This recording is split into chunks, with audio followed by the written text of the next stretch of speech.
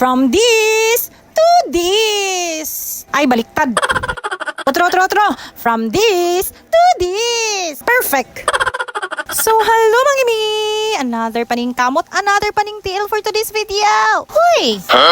So, ito na nga. Oo, gagawa pala tayo ngayon ng pang merienda. So, basic lang talaga ito na merienda. Ang tawag dito ay palitaw. Ang kakailangan lang natin dyan ay glutinous rice at water. O, grabe ra gyud kay kasimple. Makita ra gyud sa inyong kilid-kilid. So, sa bowl, naglagay lang pala ako dyan ng kalahati sa 500 grams na glutinous rice. O, kasi kunti lang naman kaming kakain. At pagkatapos, nilagyan ko yan ng paunti-unting tubig. O, kay lisod man kayo og daghano nato mahimo man naglugaw. Then masahon day na nato og hinay-hinay. So dili mo angay mabalaka kanong gakinamot ko diha kay kamera man puy mukaon ana. So dapat ganito ang texture ng dough nyo. Hindi mabasa, hindi din dry. Sakto lang ba? Sakto. Dahil nga excited ang miman yung gumawa ng palitaw, nalimutan niya tuloy mag-slice ng cheese. Dapat kasi i-prepare yung mga cheese daan ay ha yung paggawa ng dough. Pero nag-una-una gyud siya himo na unsa. Excited yarn?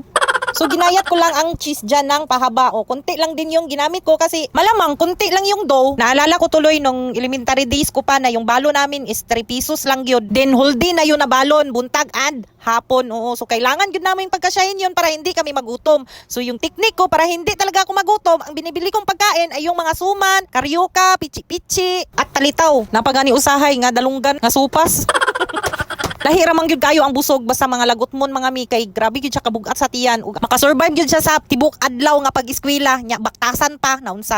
So ninani nga shape ang akong gihimo sa palitaw mga mi o pahaba basta mauna na siya. Then while gahimo kog palitaw ana mga mi nagtak-ang na day ko daan ana og ininit nga tubig para pag humana kog rulyo-rulyo aning mga palitaw nako igo ra gyud nako siya ilunod. So kani akong gigama mga mi nakahimo ko ana og 24 pieces sa katunga sa 500 grams nga glutinous rice. Di ba daghan na kaayo. Pag once mulutaw na siya mi it means luto na gyud siya. Malamang kay palitaw man mao ganing gitawag palitaw kay mulitaw. O di lang gyud ta mga suko.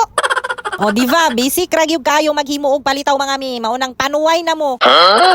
So charan, mauni ang atong finished product mga mi, og ato dayon nang ipatilaw sa atong anak. Dapat man gyud nga naanay ginayod nga lubi pero wala may ato mao nang gatas na lang gyud sa ang akong gibutang. Okay, first time man makakaon sa ko mga dinosaurs ana mga mi, wala gyud ko kabalo kung giganahan ba sila wala. Ang importante diha nga nakatry sila sa akong balon sa una nga gakamang pagyud ko sa kalisod. So, diri na lang gyud ta man akong orimos mga mi.